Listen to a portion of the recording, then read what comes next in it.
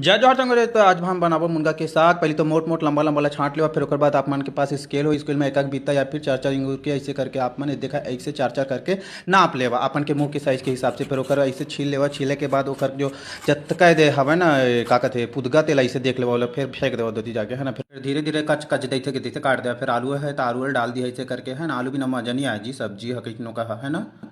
मैं तो गर्म पानी में उसने बिना सब्जी खाओ नहीं, अच्छा नहीं लगे जी मोला। फिर सब लगे इसलिए मैं हूँ संत हो जाना। फिर सालत में ऐसे आज काटो नहीं लगी मच दो दे मिर्चा के ऊपर टिप टिपला काट दिया नहीं तो भर भरा ही जीरा देखा। अरे दिवाली हो चल जाती ना।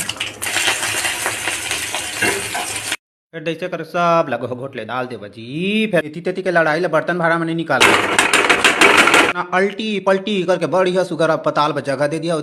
हल्दी मिर्चा नून सब ला सरबेट के तोप दी है दिसे करके आग के चुरत लेको गिजोर के रीला दिसे करके बना डारिया।